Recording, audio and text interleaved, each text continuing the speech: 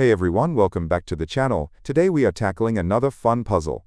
We're looking at Leetcode problem 1344, angle between hands of a clock. Before we dive in, please remember that if you get stuck on any part of this explanation, just drop a question in the comments. I'll read them all and I'll be happy to help clear things up for you. Here is the problem page.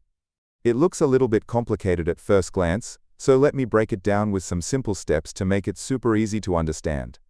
Simply put, we are given a specific time. Our input gives us an hour, and the minutes past that hour. We just need to figure out the angle formed between the two hands on the clock. The main trick here is that two hands on a clock actually form two angles, a smaller, inner angle, and a larger outer angle. We always want to return the smaller one. So how do we solve this? It's really just a pure math problem. Let's start with the basics. We know a clock is a circle, and a full circle is 360 degrees. Let's figure out the minute hand first, because it's much simpler. The minute hand makes a full rotation, passing 60-minute marks along the way.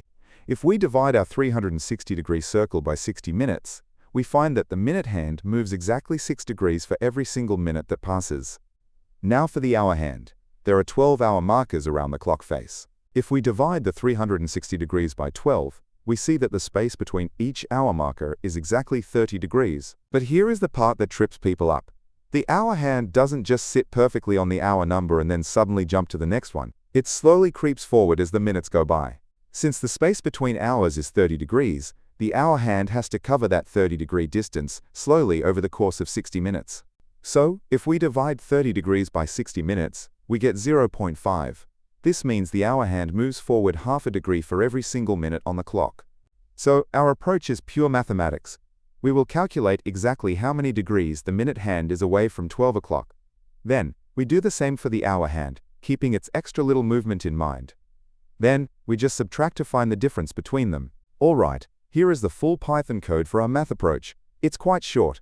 Let's break down exactly what these equations are doing. Just a quick reminder, if you want to test this code out yourself without retyping all of it, you can go to the leetcodeunlock.com link in the description. You can copy and paste the exact code I'm showing directly from there. Now, getting back to the explanation. First we set up our minute angle variable. We take the minutes input we received, and simply multiply it by 6, because as we figured out earlier, every minute equals 6 degrees. Next is the hour angle. We take our hour input and use modulo 12.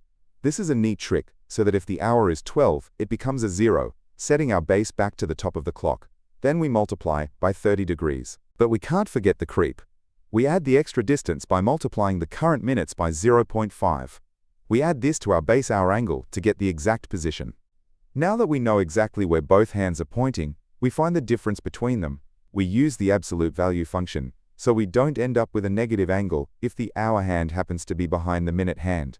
Finally, the problem says we need the smaller angle. The difference we just found is one angle. If we subtract that difference from a full 360-degree circle, we get the other, outer angle. We just return the minimum of those two. Let's do a quick dry run with an example to really solidify this. Let's use the time 12:30. For the minute angle, 30 minutes times 6 degrees gives us 180 degrees. Makes sense. 30 minutes is exactly half past, pointing straight down. For the hour angle, 12 modulo 12 is 0. 0 times 30 is 0. Then we add the minutes, 30, multiplied by 0.5, which is 15. So our hour hand is at 15 degrees. Now we find the difference. 15 minus 180 is negative 165. But we take the absolute value, so it becomes a positive 165 degrees. Lastly, we want the smaller angle. Is 165 smaller? Or is 360 minus 165, which is 195, smaller? The minimum is 165. And that's our correct answer. How does this solution handle edge cases?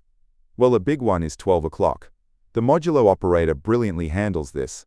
It treats 12 as 0 degrees, so our base starts right at the top of the clock, preventing our math from thinking 12 is a full spin ahead of 0. What if the hands are super far apart, like 10-15? The absolute difference might end up being the huge outer angle. Checking the minimum against 360 minus the difference guarantees we always grab the acute inner slice. So how fast is this? The time complexity is big O of 1, meaning constant time. We are just doing a few simple math operations every single time no matter what the input is. There are no loops to run through. And the space complexity is also big O of 1. Constant space. We only use a few variables to store our angles and our math results. We don't create any large arrays or structures that take up extra memory. To summarize our key takeaways. First, physical problems, like clocks or wheels, can usually be mapped down to simple degrees and ratios. Second, whenever things go in a circle, keep the modulo operator in your toolbox. And lastly, always pay attention to the small details in the prompt, like needing the smaller of the two possible angles. Alright, that covers the logic and the Python code. Now I'll quickly show you the code for Java, C++, and JavaScript. Remember, instead of pausing the video and typing these out, you can just go to leetcodeunlock.com via the link in the description to copy and paste the exact code directly into your editor. Here is the full solution in Java. Next up, here is the C++ version. And finally, here is the solution in JavaScript. As we wrap up, I want to quickly share why this channel exists. You can probably tell this voice is narrated by AI. I actually built this system for myself, so I could generate clear, instant explanations the moment a daily problem drops. It really helps me study faster, and I upload them here hoping they help you too. I also strongly believe in keeping these guides focused. That's why I don't put any ads in these videos, and I don't take any sponsorships. I know how annoying it is to just want to learn a solution and have to sit through commercials. You might have also noticed I've changed up the style of these videos a little bit recently to make them punchier and easier to read. Let me know what you think of the new look in the comments below. And again, leave any questions about the code down there too. One more thing, I have another channel called Leetcode Unlocked. I'm on a mission to eventually post a solution for literally every single Leetcode problem on the platform. If you want to study problems outside of just the daily challenge, make sure to check it out. If you want to help support that massive goal of covering every problem without ads, you can donate at buymeaboba.com/leetcodedaily. Also, please make sure to like, subscribe, and turn on notifications.